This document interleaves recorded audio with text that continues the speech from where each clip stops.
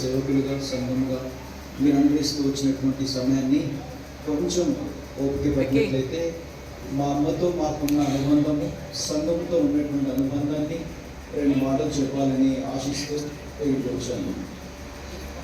ముఖ్యంగా ఈ కుటుంబము, మా అమ్మగారు, కొత్త వాళ్ళు కూడా, వాళ్ళు 7 అక్క చెల్లెళ్ళు, మా అమ్మగారు పెద్దమ్మలు అందరం కలిసి లాస్ట్ నుంచి సెకండ్ నెంబర్ మా అమ్మది.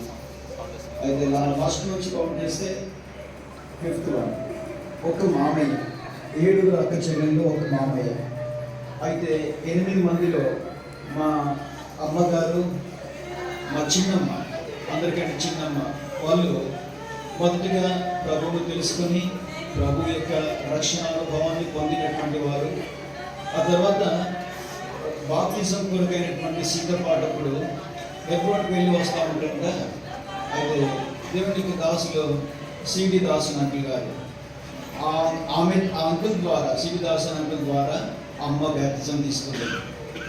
అయితే పెద్దలు చెప్పినటువంటిది, ఆమెకు, మా అమ్మకు నాన్నకి కొత్తలో బిఏ రాజ్యమ్మ అని పెళ్లి చేసినప్పుడు 1966లో పెళ్లి జరిగింది. ఆ 2 బైబిల్స్ ఇద్దరు దేవుని యొక్క దాసులు గిఫ్ట్ ఇచ్చినారట.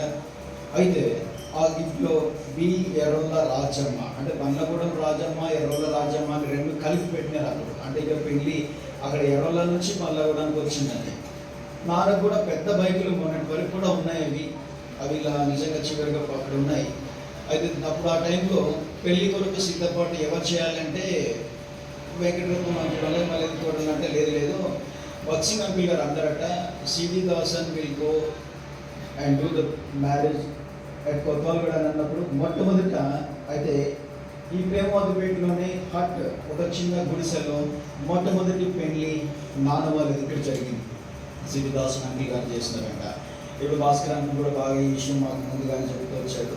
కనుక వాళ్ళ పెళ్ళి మేము ఎంత ధన్యులమని ఫీల్ అవుతామంటే, మా అమ్మ నాన్న వాళ్ళ పెళ్ళి దేవుని యొక్క దాసుల చేత బక్సింగ్ గారు ఆయన చెప్పిన మాటలు బట్టి బ్యాప్టిజం తీసుకున్నది కూడా దాసన్ అంకుల్ ద్వారా, తర్వాత పెళ్లి కూడా జతపరచబడ్డారు కూడా దాసన్ అంకుల్ ద్వారా. ఇది ఆత్మీయమైనటువంటి ఆశీర్వాదం కొరకేనే అని మేము నిజంగా తెలిసినప్పుడు చాలా సంతోషిస్తూ వచ్చాము. అయితే మేము మా కుటుంబంలో, మేము ఇక సమయం లేదు కాబట్టి షార్ట్ చెప్తా ఉన్నా, మేము 8 మందిని, ఒక అన్న, ఒక అక్క, ఆల్టర్నేట్గా మేము 4 అన్నదమ్ములు, 4 అక్క చెల్లెళ్ళు మా కుటుంబంలో. మొత్తం చూస్తే ఇక్కడ మా ప్రేమవంతపేటలో 5 చిన్న అన్నదమ్ములు, మా నాన్నలు, నాన్న 3వ వాడు. అయితే ఈ అందరిలో చూస్తే మా కుటుంబం అంతా కూడా అన్నదమ్ములలో 11 మంది బ్రదర్స్, మీ దాదాపుగా 18 మెంబర్స్, సిస్టర్స్. ఇవందరూ కూడా కలిసినట్టుగా ఒక ఏదైనా చిన్నపాటి విందు జరగాలి అని అంటే ఆ విందుకు మా కుటుంబమే సరిపోయేది. అయినా కూడా పిలిచి ఇంకేదైనా చేయాలంటే, కార్యక్రమాలు చేయాలంటే ఇంకా అది పెద్ద ఎత్తున జరగాల్సింది. మినిమం 1000 మందితో కొట్టుకోవాల్సినటువంటి పని. అయితే ప్రతి సండే కూడా మా ఇంట్లో దేవుని యొక్క దాసులు, అప్పుడు అగస్టిన్ అంకుల్ గారు, చిన్నప్పటి నుంచి స్కూలింగ్ అప్పుడు నర్సరీ అప్పటి నుంచి తెలిసేది, ప్రతి సోమవారము గృహకుడిగా జరిగేది. అగస్టిన్ అంకుల్ గారు వచ్చి మొట్టమొదట ఏవేళన్న వారి ఇంట్లో కూడిక స్టార్ట్ అవుతుంది, అది ఒక సండే పరిచర్యకు వచ్చినప్పుడు చెప్పేది. అట్లా ప్రతి సోమవారం కాలేజ్ మీటింగ్ జరుగుతూ ఉండేది. అది జరుగుతూ క్రమక్రమేణా అది కంటిన్యూషన్ అవుతా ఉంది. ప్రతి వారం కూడా కాలేజ్ మీటింగ్స్, తర్వాత విలేజ్ మీటింగ్స్.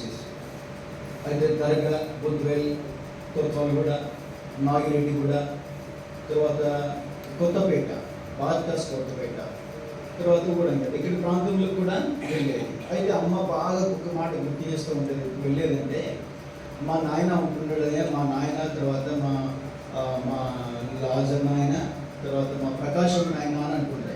అమ్మ ఎవరమ్మంటే ప్రకాశం నాయన, ఆయన చదువుకుంటున్నాడు, ఆయన చదువు చెప్తాడు, టీచర్, ఆయన హెడ్ మాస్టర్గా ఇప్పుడు వచ్చి, తర్వాత ఆయన క్యాడర్ కూడా పెరుగుతుంది. ఆయన టీచింగ్ ఫీల్డ్లో ఉండి కూడా పరిచర్య చేయట్లో మంచి పేరు పొందినటువంటివాడు. అయితే రాజనగర్లో దేవుని దాసులు ఆయన కూడా రత్నమామయ్య, ఆయన కూడా పరిచర్య చేస్తూ ప్రభు పనిలో కొనసాగిస్తూ నిజంగా ఆత్మలను కట్టేటువంటి భారం కలిగినటువంటి వారు. శంకరపల్లిలో దేవుని యొక్క దాసులు, చార్లెస్ అంకులు, తర్వాత రత్నమాంకులు, ప్రకాశం తాతయ్య, లాజర్ తాతయ్య, మళ్ళీ మోష తాతయ్య, ఇంకా వీళ్ళందరూ కూడా ఉన్నారు. అయితే వీళ్ళందరూ పురికొల్పబడి ఒకరికొకరు విలేజ్ కాటేజ్ మీటింగ్స్లలో, తర్వాత ఎక్కడికైనా కోడికకి వెళ్ళాలంటే మాకు ఎంతో ఆశ. నడుచుకుంటూ పోయినప్పుడు అప్పుడు దర్గాకి వెళ్ళాలన్నా కూడా ఆ వాగుల నుంచి వెళ్ళాలి, రోడ్ లేకపోయేది. ఒక్కొక్కసారి ఇద్దరు కొంచెం పైన భుజం పైన ఎత్తుకొని అక్కడికి వెళ్ళాల్సిన పరిస్థితి వచ్చేది. అయినా కూడా ఇంటికి తిరిగి వచ్చేసరికి 11-12 అయ్యేది.